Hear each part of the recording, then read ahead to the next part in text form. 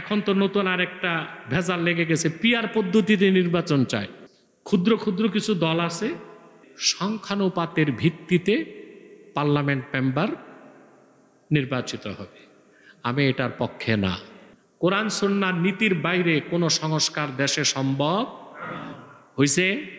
11 মাস চলে। সংস্কারের জন্য হয়েছে কি? জাতীয় ঐকমত্য কমিশন হয়েছে না? এটা 1 মাস পর হবে জাতীয় মৃত্যু কমিশন। কোনো ভালো কাজ বা ন্যাক কাজেও ইহুদি খ্রিস্টান কাফের মুশরিকদের অনুসরণ তো দূরে থাক, সাদৃশ্যও থাকতে পারবে না। সেই ক্ষেত্রে আমাদের মৌলিক সমস্যাগুলোর সমাধানের ক্ষেত্রে আমরা কোরআন হাদিসকে বাদ দিয়ে কাফের মুশরিক বিশেষ করে পশ্চিমা সভ্যতা সংস্কৃতির অনুসরণ করছি। আমরা কি সত্যিকার অর্থেই ইমানদার মুসলমান হলাম, না এখনো মুনাফিকি কিছুটা রয়ে গেছে বলে প্রমাণ হয়? রয়ে গেছে না? কথা বলেন। সাবধান মুসলমান। আপনাদেরকে 10 মাস আগে বলেছিলাম, কোরআন সুন্নাহর নীতির বাইরে কোনো সংস্কার দেশে সম্ভব হয়েছে? 11 মাস চলে। কথা বলেন। সংস্কারের জন্য হয়েছে কি? জাতীয় ঐকমত্য কমিশন হয়েছে না? এটা 1 মাস পর হবে জাতীয় মৃত্যু কমিশন। কি হবে? ঐকমত্য কমিশন কি হবে? মৃত্যু কমিশন হবে। কোনো একটা বিষয়ে একমত হতে তারা পারছেন না। এখন তো নতুন আরেকটা ভেজাল লেগে গেছে, পিআর পদ্ধতিতে নির্বাচন চায়। ক্ষুদ্র ক্ষুদ্র কিছু দল আছে, এরা কি পদ্ধতিতে চায়? পিআর পদ্ধতিতে সংখ্যানুপাতের ভিত্তিতে পার্লামেন্ট মেম্বার নির্বাচিত হবে। আমি এটার পক্ষে না। শরীয়তও এটাকে সমর্থন করে না। কারণ আপনি যাকে নেতা বানাবেন তাকে চিনতে হবে। কথা বলেন। কিন্তু পিআর পদ্ধতির নির্বাচন হচ্ছে ব্যক্তিকে ভোট দিলেন না, মার্কাকে ভোট দিলেন। কাকে? তারপরে সংখ্যানুপাতের ভিত্তিতে পার্লামেন্ট মেম্বার হবে।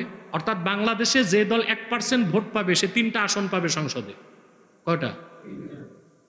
যে 10% ভোট পাবে 30টা আসন পাবে। এটা হচ্ছে সংখ্যানুপাতের ভিত্তিতে আপনার সংসদে নির্বাচিত প্রতিনিধি পাঠানো। কিন্তু আপনি তো আপনার এমপি কে হবে তাই জানলেন না। কথা বলেন। তো পরবর্তীতে দেখা গেল সংখ্যানুপাতের ভিত্তিতে নির্বাচন হয়ে গেল, আপনার এলাকার ভাগে পড়লো এমন এক এমপি যে মাদারজাত চোর। কি করবেন তখন? কোরআন কি থাকবে? আমি কিন্তু গালি দেই নাই। মাদারজাত চোর মানে জন্মসূত্রে চোর, মানে ওর বাপও চোর ছিল, ও কি চোর। কিছু করার থাকবে? 2 নাম্বার সমস্যা যেটা হবে আমি বলে দিচ্ছি, আমাদের দেশের জন্য হুমকি পিআর পদ্ধতিতে নির্বাচন। কেন? বাংলাদেশে হিন্দুদের ভোট আছে লক্ষ লক্ষ। এই হিন্দুরা, হিন্দু বৌদ্ধ খ্রিস্টান ঐক্য পরিষদ যদি পিআর পদ্ধতিতে নির্বাচনে অংশগ্রহণ করে, তা তারা সংখ্যানুপাতের ভিত্তিতে জাতীয় সংসদে অসংখ্য আসন পেয়ে যাবে। বাংলাদেশে যে পার্বত্য চট্টগ্রামে আছে উপজাতি, তারা দীর্ঘদিনের দাবি তাদেরকে আদিবাসী স্বীকৃতি দিতে হবে। আমরা বলি আদিবাসী না, তারা উপজাতি। তারাও পিআর পদ্ধতিতে নির্বাচন করে সংসদে অসংখ্য আসন নিয়ে নিবে। তখন হবে কি? ভবিষ্যৎ বাংলাদেশের স্বাধীনতাই হুমকির মুখে পড়ে যাবে। যে সরকার হবে, সরকার যে হবে সে হবে একটা প্যারালাইজড গভর্নমেন্ট, আর দেশ হবে একটা প্যারালাইজড স্টেট।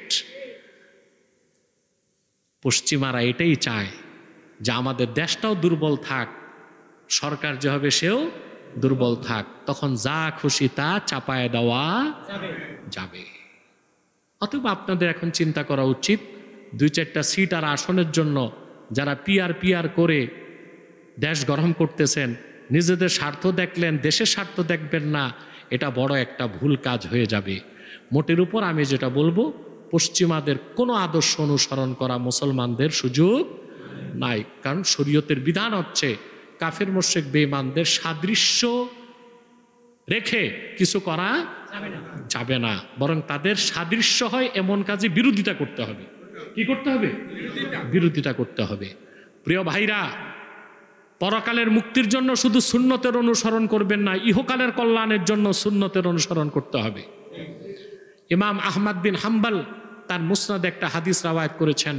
রাসূল করিম সাল্লাল্লাহু আলাইহি ওয়াসাল্লাম ইরশাদ করেছেন, বুইস্তু বিস-সাইফি বাইনা ইয়াদাইস সাআ হাত্তা ইউবাদাল্লাহু ওয়াহদাহু লা শারীকা লাহু ওয়া জুইলা রিজকি তাহতা যিল্লি রুমহি ওয়া জুইলা যিল্লাতু ওয়াস-সাগারু আলা মান খালাফা আমরি ওয়া মান তাশাব্বাহা বিকওমিন ফাহুয়া মিনহুম।